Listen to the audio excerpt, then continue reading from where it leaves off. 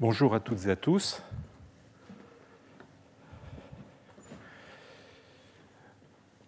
Bonne chance à celui qui le possède et le lit, ou plutôt à celui qui le médite.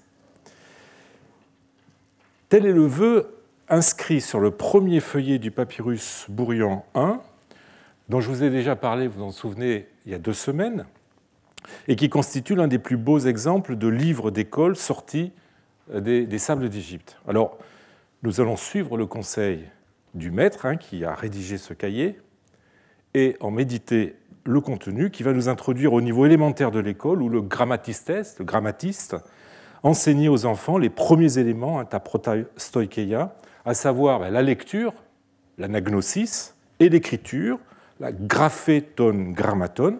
Je laisserai de côté le calcul, donc lecture et écriture, dont l'acquisition passait dans un premier temps par 3 stades, l'apprentissage des lettres, des syllabes et des mots, à partir desquels on a dénommé, selon Origène, les enfants, selon leur niveau, les abécédarii, les syllabarii et les nominarii. Nous n'avons malheureusement que la traduction latine et pas les mots grecs qui sont derrière. Nous avons vu que ce cahier du VIe siècle et non du IVe siècle, comme on l'a dit pendant longtemps, de provenance inconnue, a plus de chances d'avoir été rédigé par le maître que par un de ses élèves, contrairement à ce que l'on a longtemps affirmé. Alors comment se présente-t-il ? Il s'agit d'un codex dont Nathan Karlik a donné récemment une description que je pense définitive et sur laquelle je ne m'arrêterai donc pas. Si nous avons bien affaire à un livre complet en soi, à l'exception, vous voyez, de 3 feuillets qui ont dû être arrachés à époque ancienne, celui-ci ne couvre pas tout l'enseignement que le grammatiste était censé dispenser. Il manque toute la partie initiale de cet enseignement que j'ai décidé de vous présenter en ayant recours à l'autre livre d'école le plus célèbre que nous ait livré la documentation papyrologique, connu sous le nom de livre d'écolier, alors qu'il s'agit là encore d'un livre de maître, édité en 1938 par Octave Guiraud et Pierre Jougui. Alors, il s'agit d'un rouleau du IIIe siècle avant. Alors, vous pourrez trouver étrange que pour compléter le tableau de l'enseignement élémentaire fourni par un papyrus du VIe siècle, j'aille chercher un papyrus du IIIe siècle avant. C'est qu'en fait, les premiers degrés de l'enseignement élémentaire, absent du papyrus Bourrian, passent exactement au VIe siècle par les mêmes procédés pédagogiques que ceux mis en œuvre dès les débuts de l'époque hellénistique. Le livre d'écolier nous servira donc à combler les lacunes du papyrus Bourrian et illustrera en même temps, vous verrez, la profonde continuité qui marque l'enseignement grec durant toute l'Antiquité, avec cependant quelques différences pour la seconde partie de l'enseignement élémentaire, quelques différences par rapport au papyrus Bourrian qui nourriront quelques réflexions sur les métamorphoses de la culture littéraire durant l'Antiquité tardive. Les écoliers du maître du Bourrian I, comme celui du livre d'écolier, ont évidemment commencé par l'apprentissage des lettres. Alors ces prémices, qui, absents du Bourrian, sont en lacune dans le livre d'écolier, sont documentées par de nombreux exercices de copie laissés par les élèves. Ils constituent même 1/5 de tous les papyrus scolaires, ce qui montre que l'apprentissage de l'écriture reste pour beaucoup d'élèves un des exercices de base et un des seuls d'ailleurs qu'ils seront amenés à faire s'ils n'ont pas la chance d'aller très loin dans leurs études. Je me contenterai d'en donner juste un exemple inédit, récemment sorti des fouilles d'Atripé, près de Panopolis, dans le cadre de la mission archéologique de l'université de Tübingen. Il doit être édité par Naïm Ventigame, qui m'a fait l'amitié de me permettre de vous le montrer en avant-première. Vous voyez, l'alphabet grec a été recopié plusieurs fois. Certaines lignes ont d'ailleurs été effacées et reprises. Alors, ce qui est amusant dans le cas présent, évidemment, c'est que l'élève, s'agit-il de l'élève, je ne sais pas, mais probablement l'élève, oui, a dessiné en bas le maître en train d'écrire avec, vous voyez, une baguette à la main, cette fameuse baguette qui faisait tant peur aux écoliers, comme on l'a vu la semaine dernière. Il semble y avoir eu plusieurs façons d'apprendre les lettres aux enfants, et pour cela, je donne la parole à Quintilien, dont l'institution oratoire constitue la meilleure source que nous ait livrée l'Antiquité sur les méthodes pédagogiques appliquées à l'école et qui va nous suivre tout au long de ce cours. Je n'approuve pas du tout, en effet, dit Quintilien, ce que je vois faire dans de très nombreux cas, faire apprendre aux tout petits le nom et la suite des lettres avant leur forme. Avec cette pratique, il leur est difficile de reconnaître les lettres, les enfants n'appliquant pas dès lors leur attention au tracé lui-même, puisqu'ils suivent leur mémoire qui va plus vite. Aussi, lorsque les maîtres croient avoir suffisamment fixé ces lettres dans l'esprit des élèves, en les écrivant dans l'ordre régulier, conforme à la coutume graphique, les tracent-ils dans l'ordre inverse, et ils les bouleversent ensuite par diverses permutations jusqu'à ce que les enfants qu'ils instruisent reconnaissent les lettres d'après leur forme, non d'après leur ordre. Alors, vous voyez que ce texte montre que pour une partie des maîtres, on essayait de ne pas hésiter à perturber l'ordre alphabétique de façon à ce que l'alphabet devienne une sorte d'automatisme. C'est un fait que la documentation papyrologique scolaire grecque a livré maints exemples d'alphabet dans l'ordre inverse. Alors, je vous en donne juste un exemple avec une pièce inédite de Strasbourg. L'ordre peut être aussi complètement bouleversé, comme le préconise Quintilien. Ainsi, cette tablette d'Antinoopolis, qui se trouve au Louvre, où le maître a tracé les lettres dans un ordre aléatoire. Alors, la pratique des lettres passait évidemment par des exercices de copie aussi, qui ne se limitaient pas au seul alphabet, quel qu'en soit l'ordre. Un des premiers mots que les enfants apprenaient à écrire était leur nom. Ils s'exerçaient à en tracer toutes les lettres dès qu'ils maîtrisaient l'alphabet. Un exemple avec ce papyrus de Vienne où probablement un élève a copié son nom, Johannes, vous voyez, de façon très incertaine, 2 fois, ou cet autre texte, un ostracone, toujours de Vienne, où il a recopié 6 fois son nom et probablement son patronyme. Alors l'exercice dont la tradition remonte à très loin, puisque Platon y fait déjà allusion dans le Charmide, était de la plus haute importance pour des élèves dont beaucoup allaient arrêter très vite leurs études et qui avaient besoin de savoir au moins écrire leur nom, ce qui ne manquerait pas évidemment de leur être utile plus tard, puisque la moindre transaction, le moindre contrat nécessitait une souscription se résumant principalement au nom du contractant. Alors très vite, on passe évidemment à des textes plus longs et suivis. Cette tablette du Louvre montre un élève qui sait à peine écrire, tenter de recopier une sentence de Ménandre que le maître a écrite dans la partie supérieure. Et évidemment, vous en doutez, c'est une sentence de circonstance. Le plus grand début de la sagesse, ce sont les lettres, ta grammata, c'est-à-dire savoir lire et écrire. Et c'est effectivement, l'élève en est vraiment à ses tout débuts, comme vous pouvez le voir. D'ailleurs, sur l'autre face de la tablette, il a tenté d'écrire son alphabet plusieurs fois, sans grand succès. L'exemple suivant nous montre quelque chose des résultats peut-être un peu meilleurs, mais guère satisfaisants. Il s'agit d'une tablette datable du IIe, IVe siècle, où le maître a demandé à l'élève de recopier non pas une, mais 2 sentences de Ménandre, ce qu'il a fait 2 fois de suite. Contrairement au précédent exemple, vous avez vu que les lettres avaient tendance à danser allègrement sur les lignes, eh bien, l'élève ici a été aidé par les réglures que le maître avait préalablement tracées pour délimiter le haut et le bas des lettres, dans un système graphique où les lettres sont écrites en majuscules, donc de hauteur à peu près identique. Les textes recopiés pouvaient être plus longs qu'une ou deux sentences. On a au moins 7 copies scolaires datant du 6e, 7e siècle d'une fable dérivant d'Ésope. C'est cette fable célèbre qui raconte l'histoire du fils parricide qui, pour échapper à la justice, s'enfuit et se retrouve nez à nez avec un lion, il monte à un arbre, il se trouve nez à nez avec un dragon dans l'arbre, et puis, selon les versions, soit il se fait dévorer par le lion en retombant par terre, soit il se précipite dans le Nil et se fait dévorer par un crocodile.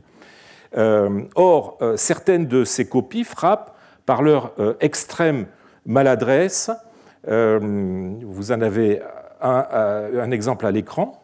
Un autre exemple, vous voyez, on a même du mal à voir exactement, même quand on connaît le modèle, le texte de la fable, on a du mal à voir ce que l'élève a réellement écrit. Un autre exemple ici. Et encore s'agit-il là d'un texte en prose, donc compréhensible par un élève de 6-7 ans. Mais que dire de textes d'une langue bien plus compliquée, notamment de poésie archaïque, hein. C'est ainsi qu'un écolier s'est vu confier la tâche de copier sur ce papyrus un long passage du chant 2 de l'Odyssée. Vous voyez que sa main trahit un degré très bas d'alphabétisation, et il est évident que, vu son niveau, il était incapable de comprendre le texte qu'il recopiait. Alors, on remarquera néanmoins que ces copies sont déparées par de nombreuses fautes d'orthographe de nature phonétique. Alors, l'élève a-t-il écrit le texte sous la dictée du maître plutôt que selon un modèle écrit, comme dans les 2 tablettes que j'ai préalablement montrées? Alors, il ne faudrait pas se hâter de répondre par la positive. Il a très bien pu les recopier en le lisant lui-même sur un modèle. L'acte de copie, à tous les niveaux d'ailleurs, implique une sorte de lecture intérieure. On se dicte mentalement le texte que l'on va écrire. Or, c'est dans cette opération, si rapide soit-elle, que les erreurs surgissent dans la mesure où le texte lu est retenu par la personne qui le recopie et retranscrit par elle selon son propre système phonologique. Autrement dit, le texte va s'imprégner dans cette opération, va s'imprégner des particularismes phonétiques qui lui sont propres, enfin qui sont propres à celui qui le recopie. Et plus le texte évidemment est compliqué, plus cette dictée intérieure va générer des erreurs. Alors, quoi qu'il en soit, on demandait aux abécédarii de recopier des textes qu'ils ne comprenaient pas toujours, aux seules fins de leur inculquer les bases de l'écriture. Certains papyrus montrent que les exercices pour apprendre à écrire précédaient même la seule initiation, le stade de l'initiation à la lecture, qui se faisait, comme nous allons le voir, par la méthode syllabique. C'est d'ailleurs un phénomène qui se renforce à l'époque byzantine. Faire recopier à des enfants qui ne savent pas encore lire des textes qui leur sont incompréhensibles, voilà qui peut évidemment choquer nos conceptions pédagogiques modernes. Nous ne devons pas oublier que le système graphique en vigueur était celui, rappelez-vous, de la scriptio continua, l'écriture continue. Autrement dit, on écrivait sans introduire d'espace entre les mots et sans ponctuation entre les phrases. Cela empêche de pouvoir identifier les mots d'un seul regard et, avant d'avoir reçu une formation suffisante en grammaire et en littérature, de pouvoir naviguer dans un texte, d'où l'importance justement de l'anagnosis, de la lecture à voix haute pour apprendre à lire. L'obstacle de la scriptio continua, insurmontable pour un débutant, repousse évidemment le moment où la lecture peut être abordée et l'oblige à passer plus de temps à essayer de maîtriser l'écriture avant, à partir de modèles écrits, recopiés lettre à lettre. D'autant que s'il arrête tôt ses études, comme ce devait être le cas de la majorité des élèves, eh bien, la maîtrise de l'écriture est la compétence minimale qui lui sera demandée. Celle de, je l'ai dit, de pouvoir recopier des formules très courtes, notamment pour souscrire des actes juridiques ou administratifs. Et d'ailleurs, n'est-ce pas ainsi qu'a procédé pendant sa carrière le secrétaire de village, Pétaos, célèbre chez les papyrologues, qui ne savait pas lire et à peine écrire, mais était capable de recopier, comme vous le voyez sur ce papyrus, lettre à lettre, quelques mots pour signer, et en l'occurrence son nom, pour signer des documents qu'il était censé produire. Mais l'ordre écriture-lecture adopté par les maîtres d'école élémentaire s'explique plus encore par le bilinguisme en vigueur dans la société égyptienne, comme dans beaucoup d'autres sociétés d'ailleurs, d'autres sociétés antiques, où la langue du plus grand nombre n'était pas la langue culturellement et politiquement de référence. La plupart de nos écoliers étaient des coptophones, se formant dans des écoles grecques, et aux difficultés de la scriptio continua venait s'ajouter celle de la langue dont la méconnaissance ou la moins bonne maîtrise repoussait forcément le stade de la lecture. Et j'aurai l'occasion de revenir sur le problème de l'enseignement bilingue des écoles d'Égypte l'an prochain. Alors après l'alphabet et les premiers exercices d'écriture, le maître apprenait à ses élèves les syllabes. C'est ainsi que commence, donc après la lacune initiale, le livre d'écolier. Tout d'abord les syllabes de 2 lettres, puis de 3 lettres, et enfin de 4 lettres. Il s'agit pour l'élève d'apprendre toutes les combinaisons de consonnes et de voyelles, à l'exception de séquences imprononçables ou absentes en grec, en les déclinant par ordre alphabétique des consonnes combinées à chacune des 7 voyelles, alpha, epsilon, eta, iota, omicron, upsilon, oméga. Vous voyez là, vous avez une séquence avec par exemple le pi, pan, pen, pen, pin, pon, pum, pom, ran, ren, rin, ren, etc., etc. Et on prenait toutes les lettres de l'alphabet et on les déclinait de cette façon. Nombreux sont les papyrus scolaires qui ont conservé des exercices de syllabation. Ils représentent plus de 10% du corpus des textes scolaires. Alors ces exercices sont de 5 types, selon le nombre de lettres, leur place et leur fixité. Vous avez ici les types bilitaires, trilitaires, etc. Je ne m'appesantirai pas sur ces différents types. Si ça vous intéresse, je vous mets la référence à l'écran d'un article récent qui a abordé le problème. Quintilien insiste bien sur l'importance décisive de l'exercice de syllabation dans la formation d'un jeune et n'admet en la matière aucune précipitation. Pour les syllabes, dit-il, pas de méthode abrégée. Il faut les apprendre absolument toutes et non pas, comme on le fait la plupart du temps, différer les plus difficiles jusqu'à ce qu'on les saisisse en écrivant des mots. Bien au contraire, il ne faut pas avoir la témérité de se fier au premier enseignement de la mémoire. Il sera plus utile de les répéter et de les inculquer longuement. Lors de la lecture, qu'on ne presse pas l'élève de lire les mots à la suite ou en accélérant, à moins que la liaison des lettres entre elles puisse se faire sans heurts et sans hésitation, et sans que l'enfant soit contraint, du moins, de s'attarder pour réfléchir.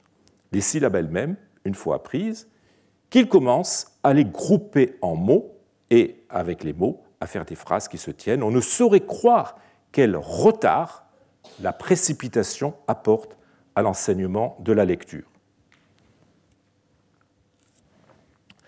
Le Pasteur d'Hermas, qui est un texte célèbre, si célèbre d'ailleurs dans les premiers siècles du christianisme qu'il était considéré comme canonique, nous montre une anecdote qui permet de comprendre l'importance du rôle des syllabes. Alors Hermas raconte une vision qu'il a eue. Je vous lis le texte. « Je vois en face de moi cette femme âgée que j'avais vue l'année précédente. Elle marchait et lisait un petit livre. Elle me dit « Peux-tu annoncer ceci aux élus de Dieu ?» Je lui dis « Madame, je ne puis retenir tant de choses. Donnez-moi plutôt le livre que je le recopie. »« Prends, dit-elle, et tu me le rendras. » Je le pris et allai à l'écart dans le champ où je le recopiai tout entier, lettre après lettre, car je n'arrivais pas à distinguer les syllabes. Alors, vous voyez, Hermas, pour une raison qui n'explicite pas, se retrouve comme un enfant devant un texte qu'il ne comprend pas, et comme nos écoliers, recopiant des passages d'Homère qui leur sont incompréhensibles, eh bien, il est obligé de copier lettre par lettre. Pros gramma, nous dit le texte. Comment exprime-t-il justement son incapacité à pouvoir lire ? Eh bien, en disant qu'il n'arrive pas à trouver les syllabes, comme dit littéralement le texte grec. La syllabe est l'unité de base constitutive, l'unité phonétique constitutive du mot. C'est par elle que l'on parvient en lisant à distinguer les mots. La reconnaissance des syllabes est donc un automatisme que l'élève doit apprendre pour parvenir à la lecture. Et justement, les syllabaires remplissent cette fonction, tout comme les gammes pour un pianiste. L'exercice est d'autant plus capital dans la scriptio continua que la syllabe, qui est déterminante du point de vue morphémique, est l'indice de base permettant de reconnaître les éléments signifiants, c'est-à-dire les mots, dans le flux continu des lettres. Ajoutons enfin que les exercices de syllabation, s'ils visent prioritairement à la bonne lecture, ont aussi la vertu d'apprendre à l'élève à prononcer correctement. Je rappelle que la lecture se fait à voix haute et que les syllabes ont aussi un rôle déterminant dans la métrique qui nécessite que la coupe syllabique soit correctement faite pour la juste quantité de la syllabe. Une division syllabique mal faite aboutit, comme le dit Quintilien ailleurs, à un barbarisme oral, c'est-à-dire littéralement équivaut à parler comme un barbare, comme un balbutiant. La méthode syllabique est une méthode très ancienne, attestée dans le monde occidental dès le 7e siècle, avec un syllabaire étrusque, et dans le monde grec, dès le 4e siècle avant, vous avez un exemple qui vient d'Attique à l'écran. Elle a connu un succès sans faille jusqu'à l'époque moderne. Elle s'inscrit de façon centrale dans ce que les anglo-saxons appellent les hornbooks, qui sont ces tablettes qui constituent le support de base sur lesquels ils ont appris à lire et à écrire durant toute l'époque moderne. Vous voyez, le syllabaire suit immédiatement l'alphabet, et juste avant des textes beaucoup plus longs, des textes suivis exactement comme dans le papyrus, comme dans nos papyrus scolaires.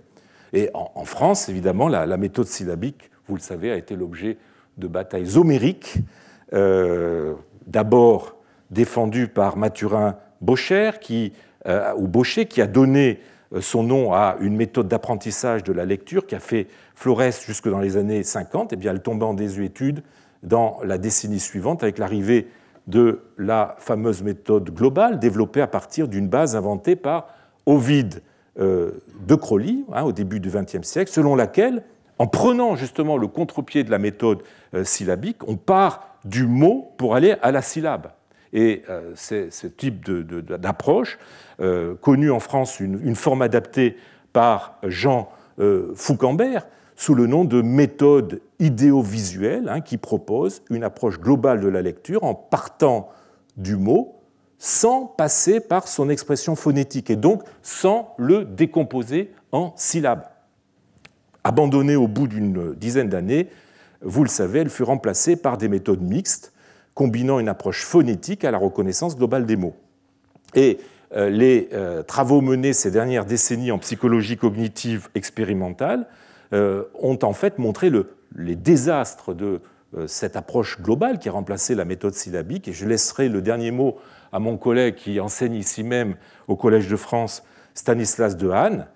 La méthode globale d'apprentissage de la lecture, dit-il, est condamnée à ne pas bien fonctionner. En effet, cette dernière attend de l'enfant qu'il reconnaisse un mot entier, chaise, vase, vache, lapin, et non ses composants autonomes, associations de graphèmes et de phonèmes, que l'enfant devra décomposer en lettres et en sons. Or, ce sont bien sur ces segments, à commencer par les lettres, que travaille le cerveau, par exemple quand il mobilise ses algorithmes de reconnaissance des visages. Le B.A.B.A. dont on s'est tant moqué est ce qui permet le mieux d'activer et de recycler les zones cérébrales adéquates. C'est précisément la méthode du B.A.B.A. Que promeuvent les syllabaires de nos papyrus. C'est par elle que toute l'Antiquité a formé sa jeunesse, en tout cas celle qui a eu la chance d'être scolarisée. Elle s'enracine donc dans une longue tradition qui, quoique n'ayant pas eu l'heure d'être adoubée et théorisée par les sciences de l'éducation encore à naître, se fondait sur une expérience qui avait fait ses preuves. Alors après celui des syllabes, c'est l'apprentissage des mots, onomata, qui attend nos élèves. Comme l'explique Quintilien, les syllabes, vous vous souvenez, les syllabes elles-mêmes, une fois apprises, que l'enfant commence à les grouper en mots. Alors les mots étaient enseignés sous la forme de listes où ils étaient regroupés, où ils pouvaient être regroupés, parce qu'il y a plusieurs façons de classer les mots en listes. Ils pouvaient être regroupés selon le nombre de syllabes, 1, 2, 3, 4, plus rarement 5 syllabes. Et c'est par elles que débute le papyrus Bourrian, avec lequel je vous propose de continuer. Alors, ce papyrus propose 4 listes, des mots monosyllabiques qui se terminent tous sur une consonne, ensuite des mots disyllabiques, des mots trisyllabiques et des mots tétrasyllabiques. Et chacune de ces catégories, dans chacune de ces catégories, les mots sont classés par ordre alphabétique. Alors, excepté pour les monosyllabes, pour lesquels il y a un mot par lettre de l'alphabet, les autres séries, donc vous voyez ici les monosyllabes, donc alpha, bêta, gamma, etc., on a série de mots. Les autres séries de mots sont toutes classées par tétrade. Vous voyez, 4 mots qui commencent par un θ, 4 mots qui commencent par un iota, etc. Ce classement en tétrade est typique de l'époque byzantine. Combiné à l'ordre alphabétique, il permettait une meilleure mémorisation. La question qui se pose à nous est de savoir quels sont les critères qui ont présidé au choix de ces mots. Car d'une liste à l'autre, d'un papyrus à l'autre, on saisit quelques constantes qui montrent que, s'il en était besoin, eh bien, ces listes ont été constituées avec attention et selon des principes pédagogiques assez évidents. Principes qui ont été d'ailleurs énoncés par Quintilien. Les mots sont choisis, nous dit-il, je reviendrai, de façon à améliorer la prononciation et enrichir le vocabulaire des élèves. Alors, améliorer la prononciation, je cite Quintilien. « Il ne sera pas préjudiciable d'exiger des enfants de cet âge, pour que leur bouche soit plus déliée et leur langage mieux articulé, qu'ils débitent le plus vite possible des noms ou des vers d'une difficulté recherchée, formés d'un enchaînement de plusieurs syllabes qui se heurtent très durement entre elles et qui soient, pour ainsi dire, rocailleuses. » Alors, beaucoup de mots de notre codex ont été choisis justement parce qu'ils sont hérissés de consonnes aspirées, ou surtout doubles, zeta, xi, psi. Les monosyllabes répondent pour une part à ce critère, aix, gups, zeus, trax, klops, lynx, rox, psar. C'est aussi le cas des autres séries de mots, par exemple xerces, phrixos, phaix, zeuxipos, et je crois que la palme revient à Xerxipos, un nom propre qui est complètement inconnu, qui est juste attesté dans une autre liste scolaire et qui a été probablement inventé justement pour sa difficulté, c'est deux xi, et dont un précédé par un rho. La difficulté ne vient pas seulement de certaines consonnes difficiles à prononcer, mais aussi de la rencontre de consonnes, quelquefois plus simples à prononcer, mais dont la combinaison produit des chocs rocailleux, comme nous dit Quintilien, par exemple ganuctor, rhabdoukos, scamandros. Enfin, on notera un nombre important de mots avec des liquides, donc lambda ou rho, ou mieux encore, justement, les deux lettres combinées. Et cela, c'est pour lutter contre le lambdacisme ou l'allation, qui est la tendance à remplacer le rho par un lambda. Ce défaut qu'Aristophane stigmatisait chez Alcibiade est non seulement fréquent chez les enfants, mais il se rencontre aussi plus spécifiquement chez des personnes habitant la région du Fayoum, vous voyez, en Égypte, du fait de particularités phonologiques du dialecte copte de cette aire géographique. Le maître du Pébourian n'est d'ailleurs pas exempt lui-même de cette tendance, puisqu'à la ligne 156, il commet un lambdacisme sur le nom du cerbère, qu'il écrit Kerbellos au lieu de Kerberos. Et à la ligne 203, il fait de même avec Crémulos, qui est le nom du protagoniste du Ploutos d'Aristophane, Crémulos, qui l'orthographie Clémulos. Alors, est-ce que cela voudrait dire qu'il est lui-même originaire du Fayoum et que ce codex aurait été copié ou écrit dans le nom arsinoïde? Ce serait le seul indice permettant d'éclairer la question de sa provenance jusqu'à aujourd'hui inconnue. Et à ma connaissance, d'ailleurs, cet indice n'avait jamais été avancé. Alors, l'assouplissement de la prononciation, d'autant plus nécessaire pour des enfants dont la langue maternelle n'était pas nécessairement le grec, je le rappelle, faisait l'objet d'exercices en parallèle à la lecture des mots de ces listes. On utilisait pour cela des séquences parfois même en vers, contenant toutes les lettres de l'alphabet dont l'enchaînement est propre à faire buter celui qui les prononce, hein, les chaussettes de l'archiduchesse, etc. etc.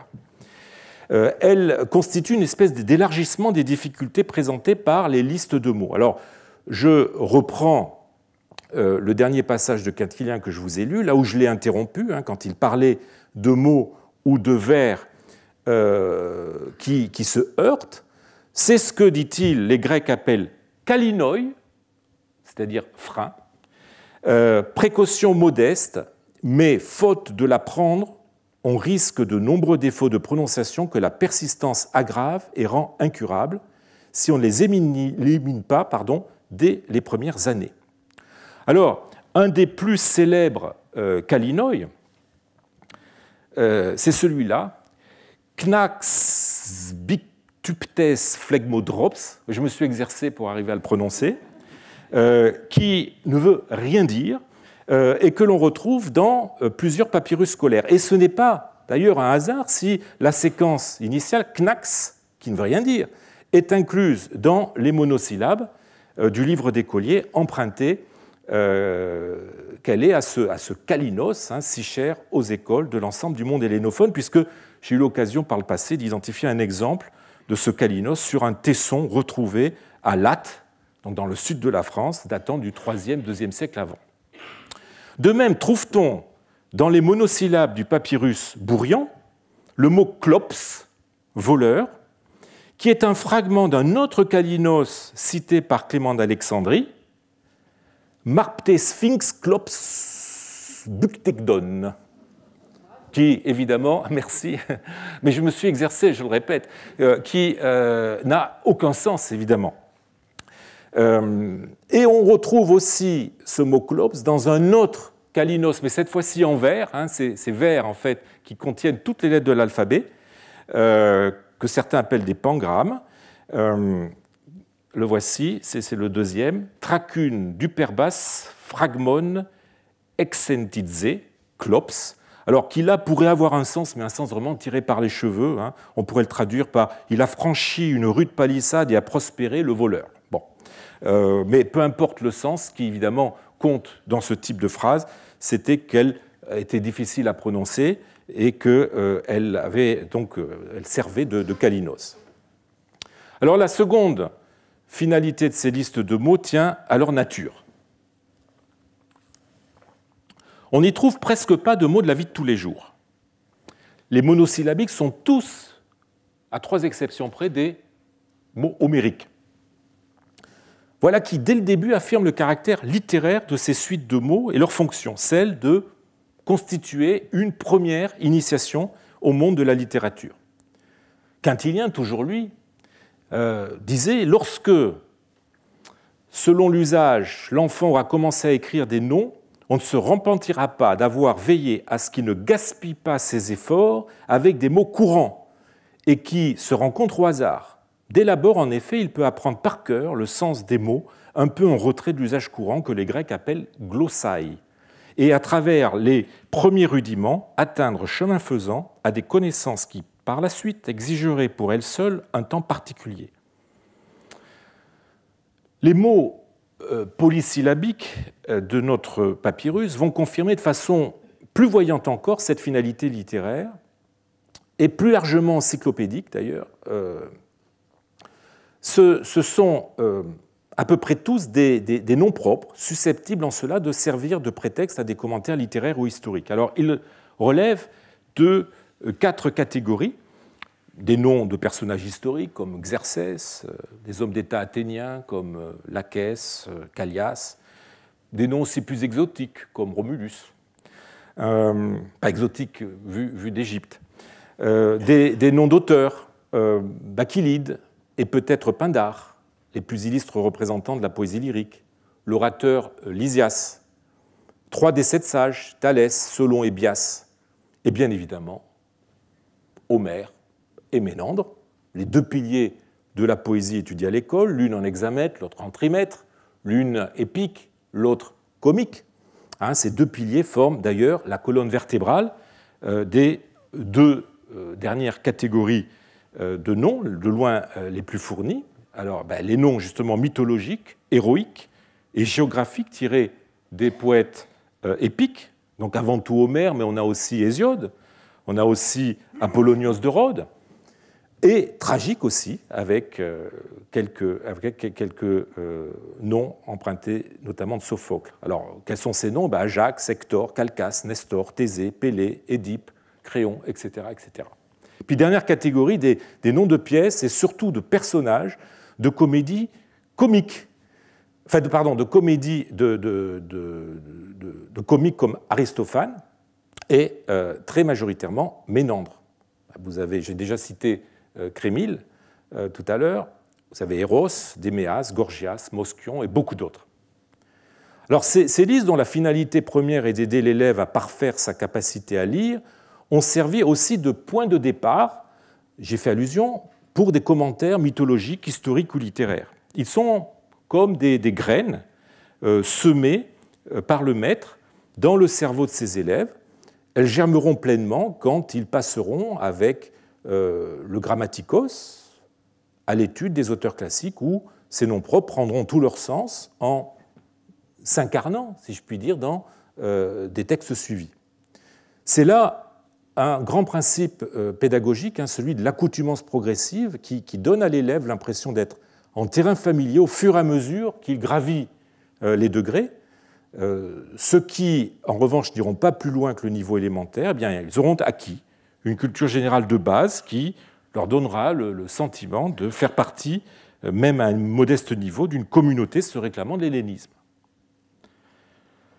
Ces choix ne résultent en aucun cas, ces choix de mots ne résultent en aucun cas du travail personnel du maître. Ils correspondent, pour une part, aux modes littéraires, mais sont aussi surtout un reflet fidèle du canon scolaire qui s'élabore en conditionnant à son tour les modes littéraires, comme j'ai eu l'occasion de vous le dire au premier cours, en même temps qu'ils procèdent de principes pédagogiques mis au point depuis longtemps. On ne peut être que frappé par les similitudes qu'entretiennent entre elles les listes de mots dont témoignent les papyrus scolaires du 1er siècle jusqu'au 6e. Je voudrais vous en donner 3 exemples. Le premier, qui est un papyrus où l'on retrouve une trentaine de mots dits, tri et tétrasyllabiques qui sont identiques à ceux du papyrus Bourrion. Et quelquefois même, on a des séries de 3-4 mots qui se suivent et qui sont identiques au Pébrion. Vous voyez, c'est un papyrus du 3e, 4e siècle. Passons à l'Ostracone, le Opetri Museum 55. Eh bien, on a 55 mots dits et trisyllabiques. Sur ces 55 mots, 31 sont identiques à ceux du papyrus Bourrion. Et enfin, un Ostracone de Toronto, où sur 10 mots monosyllabiques, alors désolé pour la photo qui est très mauvaise, mais je n'ai pas pu trouver mieux, où sur les 10 mots monosyllabiques, eh bien, se retrouvent 6 mots du Pébrion. Alors, là, j'ai cité des textes qui vont du 1er jusqu'au 6e siècle avec le Pébrion.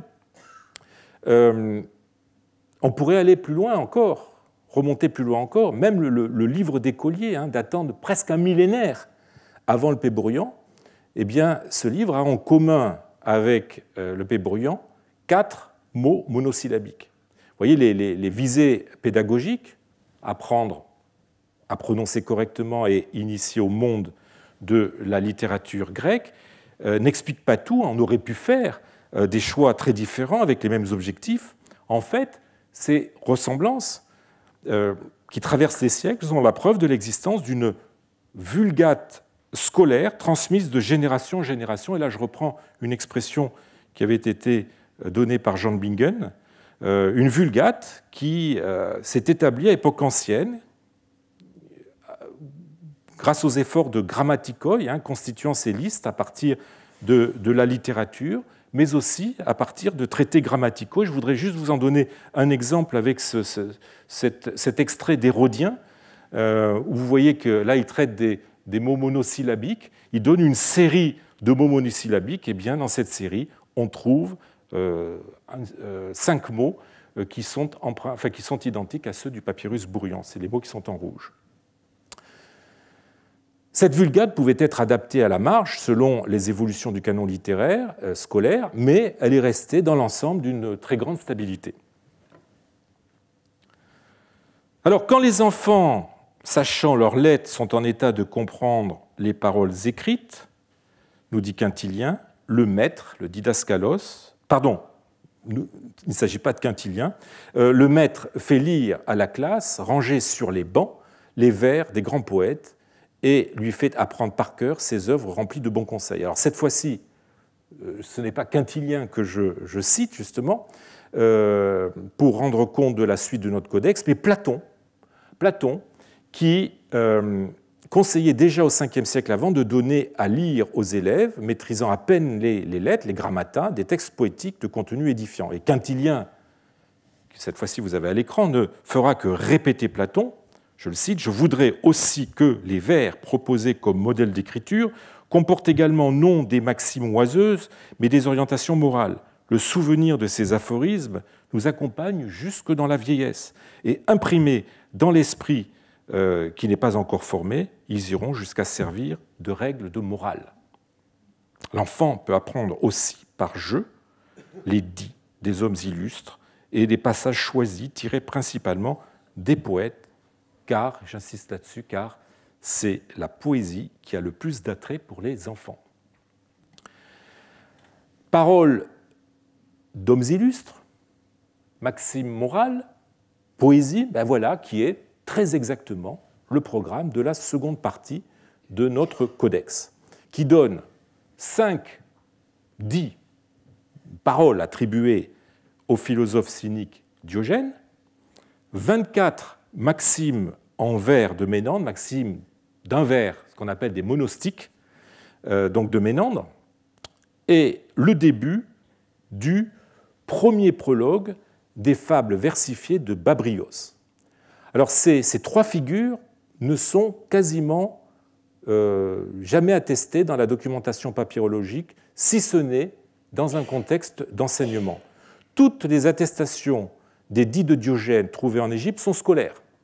Quant à Ménandre, nous avons vu déjà depuis plusieurs années la place centrale qu'occupent ces sentences dans l'enseignement. Et enfin, le fabuliste Babrios, du 1er et 2e siècle, beaucoup moins attesté dans la documentation papyrologique, n'est connu que par des papyrus scolaires à une exception près. Ils sont en tout cas, pour ces 2 derniers, caractérisés par une forme courte, soit des phrases séparées, soit des vers monostiques, qui permet une meilleure mémorisation, aidée en ce qui concerne Ménandre par l'initiale de chaque vers qui suit l'ordre alphabétique. Par ailleurs, chacun relève du point de vue rhétorique d'un genre différent.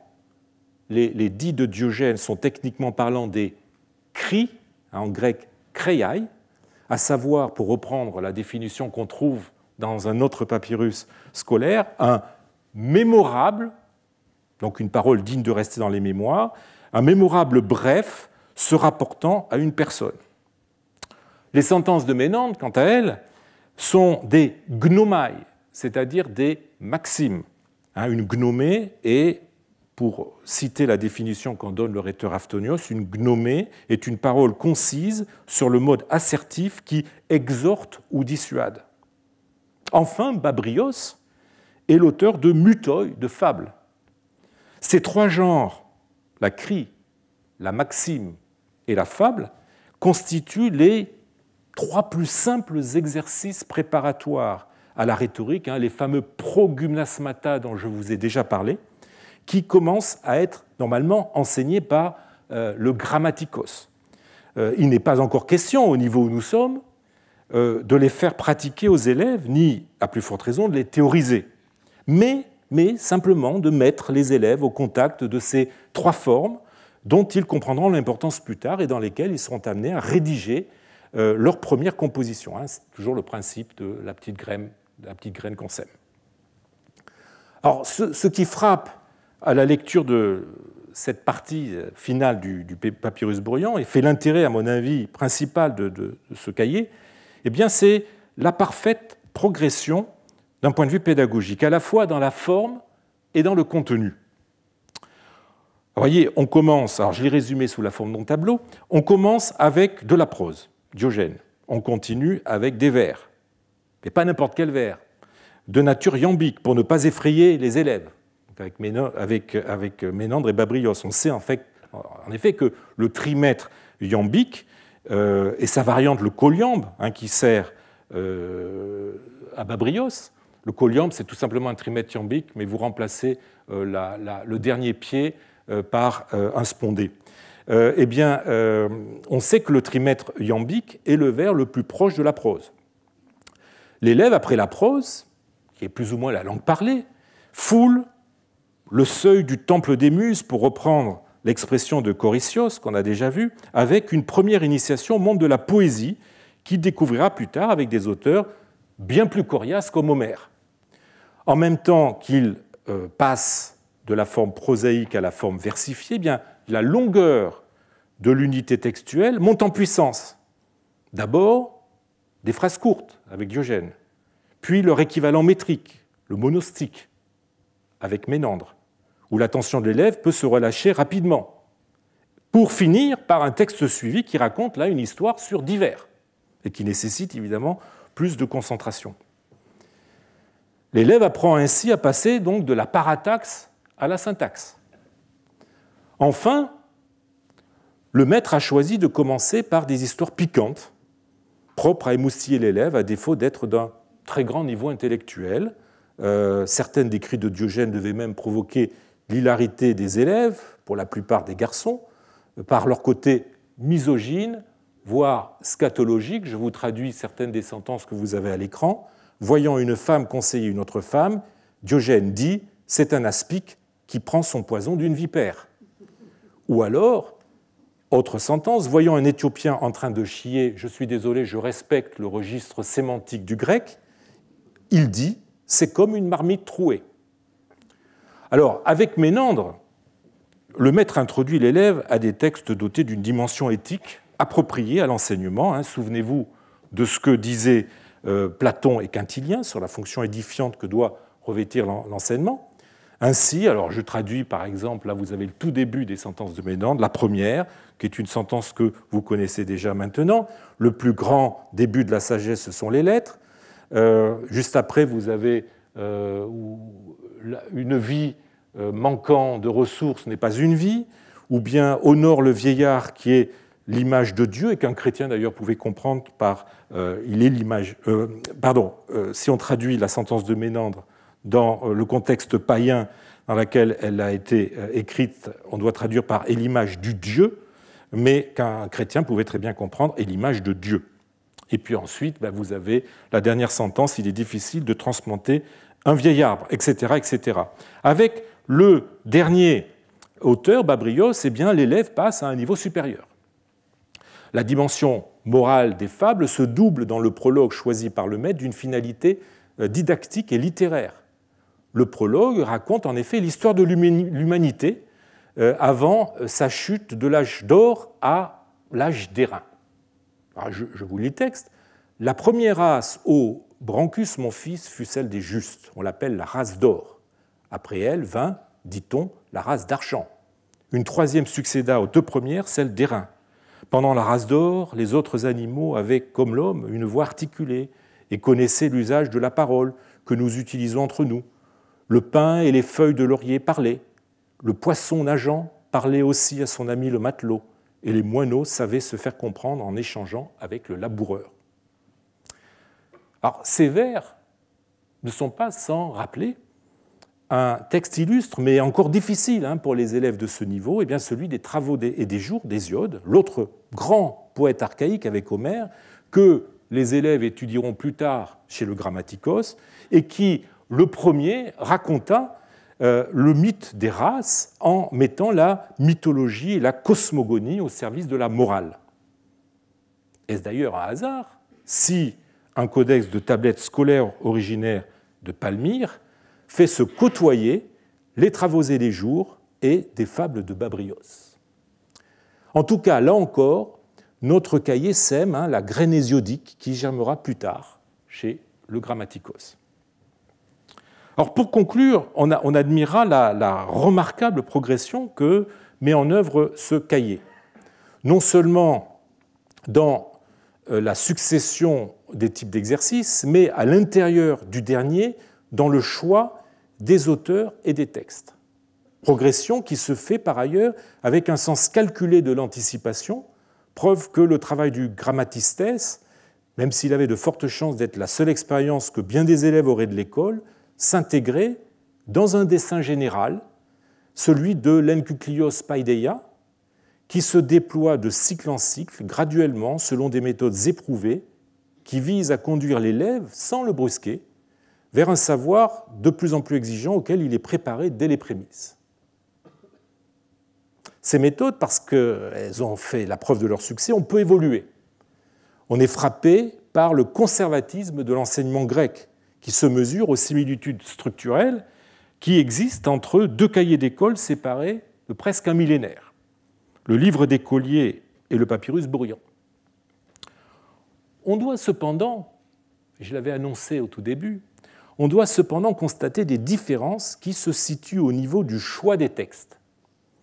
Face aux trois auteurs sélectionnés dans le papyrus Bourrian, eh bien, regardons ceux plus nombreux qu'a choisi le Grammatistes du livre d'écolier.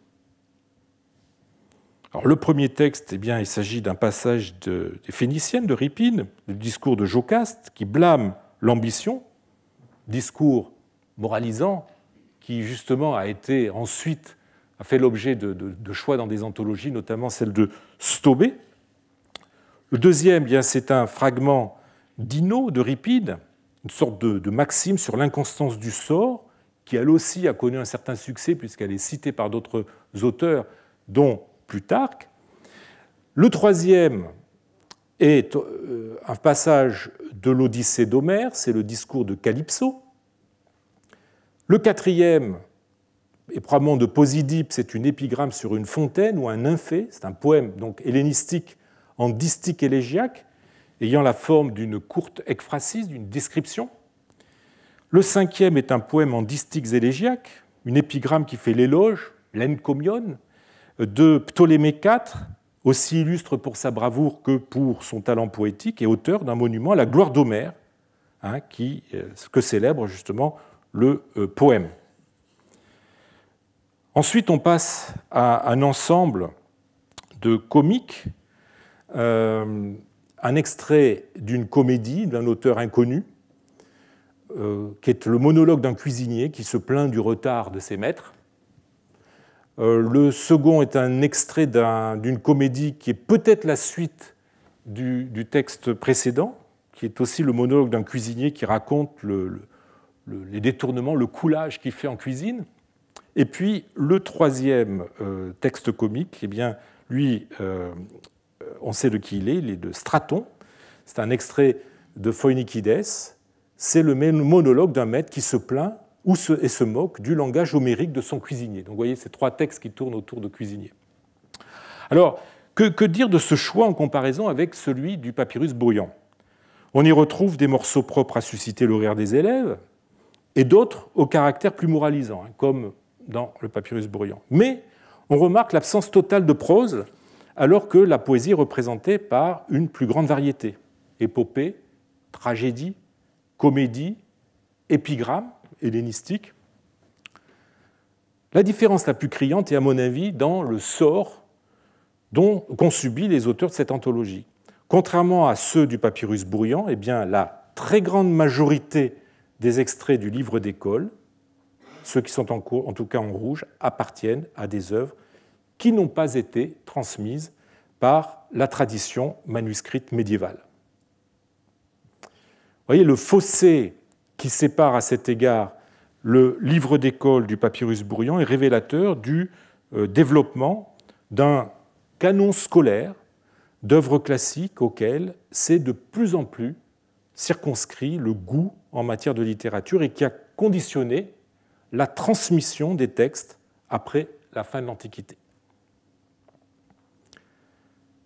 Alors, s'il est le témoin des évolutions qui ont marqué la culture littéraire durant l'époque impériale et l'Antiquité tardive, le P. Bourrian n'en semble pas moins être à contre-courant de son époque par l'absence totale de textes chrétiens ou dans les listes de mots renvoyant à des œuvres ou des concepts chrétiens. Alors, est-ce à dire que le maître du P. Bourrian est un païen? Certainement pas, comme en témoignent les croix qui débutent chaque page. Je vous montre la croix de la première page, et comme en témoigne de façon encore plus forte l'invocation initiale qui se trouve au tout début, Théos égou, Dieu soit mon guide, qui est une expression que l'on retrouve dans l'entête d'un papyrus du VIe siècle, écrite par un personnage dont j'aurai l'occasion de vous parler dès la semaine prochaine, et dans deux inscriptions non datées d'Égypte et de Phrygie. Donc c'est une invocation initiale, c'est une invocation sans nul doute chrétienne. Ce papyrus reflète en fait une attitude très répandue dans le milieu enseignant, relayant à son tour celle d'une grande partie des milieux intellectuels. Plutôt que de renoncer au patrimoine classique, eh bien, on s'y accroche en retenant ce qui continue à être utile pour la formation rhétorique et peut remplir une fonction moralisante, débarrassé de ce qui pourrait le rendre important à une sensibilité chrétienne. Diogène est retenu comme auteur de cris, c'est-à-dire de maximes utiles, c'est ce que ça signifie en grec, utiles pour la formation des esprits, sans compter d'ailleurs que quelques pères de l'Église, Clément, Origène, Eusèbe, Basile, ont vu à l'occasion dans le cynisme une doctrine qui non seulement avait des points de contact avec le christianisme, mais qui pouvait même l'avoir préparé. Le franc-parler décapant de Diogène, la parésia en grec, préfigure le parler vrai des prédicateurs chrétiens poussés jusqu'à la diatribe. Son idéal de pauvreté, son dégoût des soins du corps a pu anticiper l'ascétisme. Sa critique des soi-disant philosophes a pu nourrir plus tard la polémique antipaïenne. Mais Nantes, quant à lui, se défait de ses oripeaux d'auteur comique pour devenir le sage auteur de sentences, véhiculant une morale avec laquelle les chrétiens ne peuvent qu'être d'accord. Enfin, Babrios, en tant qu'auteur de fables, elles aussi transmettant une morale, participe pleinement de cette moralisation de la littérature, tandis que, plus spécifiquement, le prologue choisi par le maître du papyrus Bourrian n'est pas sans faire penser à la chute de l'homme après le péché originel. C'est ainsi que, quelques siècles plus tard, les moines du monastère blanc, fondé au Ve siècle par Chénouté, véhément pourfendeur de la culture grecque, pouvaient lire dans la bibliothèque du couvent des cris de Diogène mêlés à des fables, on avait eu l'occasion de voir ça il y a 2 ans, ou une version du roman d'Alexandre présentant Ménandre comme le premier des philosophes. On ne peut être qu'admiratif devant l'incroyable plasticité de l'hellénisme qui lui a permis de traverser les temps et les modes et d'ériquer d'autres cultures au prix, il est vrai, d'adaptation et de renoncement. Je vous remercie.